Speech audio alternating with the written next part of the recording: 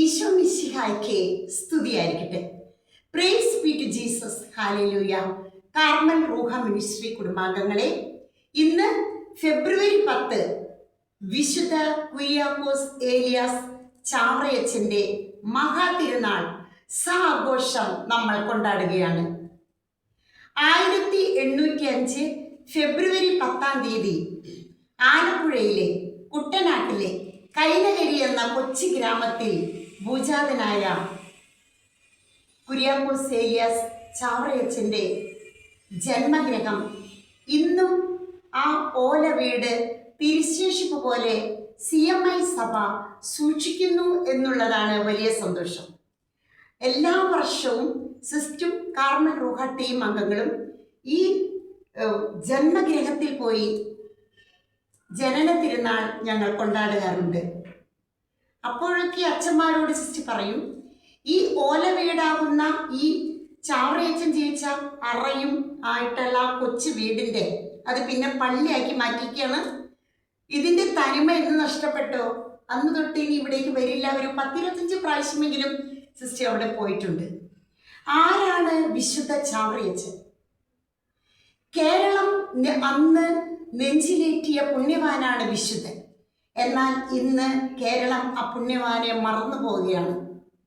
തൊട്ടുകൂടാ, തീണ്ടിക്കൂടാ, മിണ്ടിക്കൂടാ, മുതലാളിത്തവും തൊഴിലാളിത്തവും, അവരെ സ്ത്രീ അടുക്കളയിൽ മാത്രം കഴിയേണ്ടവളാണ് ജോലി ചെയ്ത്, അങ്ങനെയുള്ള ഒരു കാലഘട്ടത്തിലെ മുതലാളിത്ത വ്യവസ്ഥിതി കൊടിവാഴുന്ന കാലഘട്ടത്തിലെ തൊഴിലാളികൾ മുതലാളി വരുന്ന കാണുമ്പോൾ കൂലിപ്പണിക്കാരൻ പാടത്തേക്ക് ചാടിയിറങ്ങി തൊഴുതു നിൽക്കേണ്ട ഒരു കാലഘട്ടത്തിലാണ് വിശുദ്ധ ചാവറയച്ചൻ ജനിക്കുന്നത്. പ്രിയപ്പെട്ടവരെ, ആ നൂറ്റാണ്ടിലെ ചാവറയച്ചൻ്റെ ജനനം കേരളത്തെ ദൈവത്തിൻ്റെ നാടാക്കി മാറ്റാൻ ദൈവം തിരഞ്ഞെടുത്ത മഹാ പുണ്യവാനായിരുന്നു. ചെറുപ്പം മുതലേ ദൈവഭക്തിയിൽ മാതൃഭക്തിയിൽ വളർത്തിക്കൊണ്ടുവന്ന അമ്മയിൽ നിന്ന് കിട്ടിയ, മാതാപിതാക്കളിൽ നിന്ന് കിട്ടിയ വെളിച്ചം, എനിക്ക് വിശുദ്ധനായ ഒരു വൈദികനാകണം എന്നുള്ളതായിരുന്നു ആഗ്രഹം. 13-ാം വയസ്സിൽ സെമിനാരിയിൽ ചേരുകയും ആ വർഷത്തിൽ പഠിച്ചുകൊണ്ടിരിക്കുമ്പോൾ, ട്രെയിനിങ് ചെയ്തുകൊണ്ടിരിക്കുമ്പോൾ തന്നെ ആലപ്പുഴയിലെ കുട്ടനാട്ടിലെ കൈനകരിയിലൊക്കെ പടർന്നു വ്യാപിച്ച മഹാമാരിയിൽ അമ്മയും അപ്പനും ഏക സഹോദരനും മരണമടയുന്നു. അവിടുന്ന് അങ്ങോട്ടുള്ള സെമിനാരിക്കാരൻ്റെ ജീവിതം വീട്ടുകാരെ തിരിച്ചു കൊണ്ടുവന്നുവെങ്കിലും എനിക്ക് വീണ്ടും തിരിച്ചു പോകണമെന്ന് പറഞ്ഞുകൊണ്ട് കർത്താവാണ് എൻ്റെ ഓഹരിയും പാനപാത്രവും എൻ്റെ ബാധ്യതയും അവിടുത്തെ കരങ്ങളിലാണ്. വിലാപങ്ങളുടെ പുസ്തകം അധ്യായം 3 17 മുതലുള്ള തിരുവചനങ്ങളാണ് ചാവറയച്ചനെ മുന്നോട്ട് നയിച്ചത്. പിന്നീട് സെമിനാരിയിലേക്ക് യുദ്ധം ചെയ്ത് തിരിച്ചു വന്ന് ദിവ്യ സക്രാരിക്കരികെ നീണ്ട മണിക്കൂറുകൾ മുട്ടിന്മേൽ നിന്നുകൊണ്ടുള്ള പ്രാർത്ഥനയാണ് കേരളത്തെക്കുറിച്ചുള്ള ദർശനങ്ങൾ ലഭിച്ചത്. വെറും ദർശനമല്ല, കേരളത്തിൻ്റെ നവോത്ഥാന നായകനായിട്ട് മാറുകയാണ്. ഒരു പള്ളിക്കൊരു പള്ളിക്കൂടം തീർച്ചയായിട്ടും വേണം എന്ന് വാശി പിടിക്കുകയാണ്. പള്ളിക്കൂടത്തിലേക്ക് കൂലിപ്പണിക്കാരുടെ നാനാജാതി മതസ്ഥരുടെ മക്കളെ ആകർഷിക്കാനായിട്ട് ഓരോ ഉള്ളവനും പാവപ്പെട്ടവനും പണക്കാരനും ഉള്ളവനും ഇല്ലാത്തവനും അരി വയ്ക്കുമ്പോൾ, കഞ്ഞി വയ്ക്കുമ്പോൾ ഒരു പിടി അരിയെടുത്ത് തൻ്റെ പൂജയിൽ ഒരു പാത്രത്തിൽ നിക്ഷേപിക്കണമായിരുന്നു. ചാവറയച്ചനും അനുയായികളും അത് കൊണ്ടുപോയി ആ അരിയെല്ലാം പിരിവ് നടത്തി അവരെ പള്ളിക്കൊരു പള്ളിക്കൂടം പണിത് പള്ളിക്കൂടത്തിലെ ഉച്ചക്കഞ്ഞി തുടങ്ങി. ഈ കേരളത്തിലെ വിശുദ്ധ ചാവറയച്ചനാണ് ആദ്യമായിട്ട് പിടിയരി പിരിക്കലും ഉച്ചക്കഞ്ഞിയും ഒരേ പൊതുവിദ്യാഭ്യാസ സമ്പ്രദായം, ഒരേ ബെഞ്ചിലിരുന്ന് എല്ലാവരും പഠിക്കണം, പള്ളിയോടനുബന്ധിച്ച് പള്ളിക്കൂടം വേണം. പ്രിയപ്പെട്ടവരെ, ഇത് ആദ്യമായിട്ട് തുടങ്ങിയത് നമ്മുടെ പുണ്യവാനാണ്. ഇത് നമ്മൾ ഒരിക്കലും മറന്നു പോകരുത്. ഈ പുണ്യവാനെ ഇന്ന് വിസ്മരിച്ചിരിക്കുന്നു. അതുപോലെ തന്നെ സ്ത്രീകൾ അടുക്കളയിൽ ഭർത്താവിന് വേണ്ടി മാത്രം ജീവിക്കണമെന്ന് പറയുമ്പോൾ ആ സമ്പ്രദായം മാറ്റിക്കൊണ്ട് സ്ത്രീ ശാക്തീകരണത്തിന് വേണ്ടി ചാവറയച്ചൻ മുന്നിട്ട് വന്നിട്ട് CMI CMC സഭ സ്ഥാപിക്കുകയാണ്. പ്രിയപ്പെട്ടവരെ, അങ്ങനെ ദർശനഗേഹം, പുണ്യഗേഹം, പുണ്യങ്ങൾ കണ്ടുപിടുത്തം, പുണ്യം അഭ്യസിക്കുന്നൊരു ഗേഹമായിട്ട് അത് മാറുകയാണ്.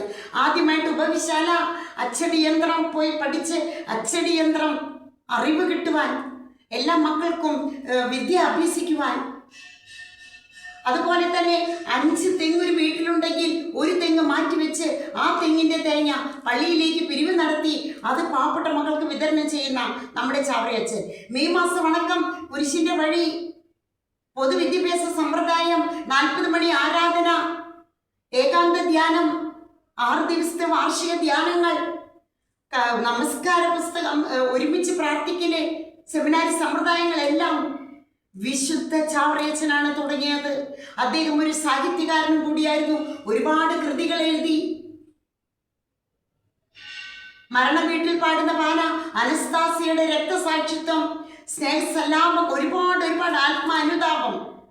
ചാവറയച്ചൻ ലൈവായിട്ട് ഈശോയുടെ ജനനം മുതലേ ഉയർപ്പ് ഉത്ഥാനം വരെ ലൈവായിട്ടാണ് ഈശോ ധ്യാനിച്ചിരുന്നത്. വിശുദ്ധ ചാവറയച്ചൻ വെളിച്ചം കിട്ടിയത്. അതുപോലെ വലിയൊരു മാതൃഭക്തനായിരുന്നു. അമ്മേ മാതാവേ, ഉണ്ണിയേശു നിങ്ങളുടെ 1ാമത്തെ മകനാണെങ്കിൽ 2ാമത്തെ മകനായിട്ട് എന്നെ സ്വീകരിക്കണമേ. തിരുകുടുംബത്തിലെ അംഗമായിരുന്നു വിശുദ്ധ ചാവറയച്ചൻ. തിരുകുടുംബ ഭക്തി. വിശുദ്ധ ചാവറയച്ചനോട് ഇന്നേ ദിവസം നമുക്ക് പ്രാർത്ഥിക്കാം.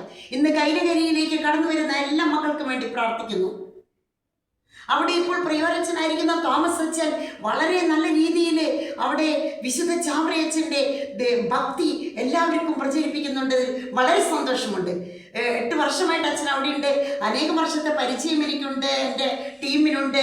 ഞങ്ങൾ എപ്പോൾ ചെന്നാലും അവിടെ സ്വീകാര്യമാണ്. പ്രിയപ്പെട്ടവരെ, വിശുദ്ധ ചാവറയച്ചൻ ധ്യാനയോഗിയും കർമ്മയോഗിയും ജ്ഞാനയോഗിയുമായിരുന്നു. കേരളത്തെ ദൈവത്തിൻ്റെ നാടാക്കി അന്ന് മാറ്റിയത് ചാവറയച്ചനായിരുന്നു. നല്ല അപ്പൻ്റെ ചാവരുൾ സ്നേഹ സന്ദേശങ്ങൾ ഈ കാലഘട്ടത്തിലെ മക്കളുടെ പോക്ക് കണ്ടിട്ട് വരാൻ പോകുന്ന കാലഘട്ടം മുന്നിൽ കണ്ട് ചാവറയച്ചൻ അന്ന് എഴുതി വെച്ചതാണ് ചാവരുൾ അപ്പൻ്റെ സന്ദേശങ്ങൾ, സ്നേഹ സന്ദേശങ്ങൾ. കുടുംബചട്ടം, കുടുംബ പ്രാർത്ഥന കഴിഞ്ഞ് വായിക്കേണ്ടതാണ് കുടുംബചട്ടം.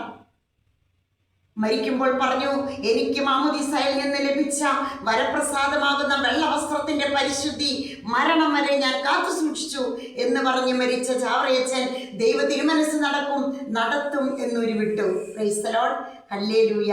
വിശുദ്ധ ചാവറയച്ച ഞങ്ങൾക്ക് വേണ്ടി അപേക്ഷിക്കണമേ. ആമേൻ.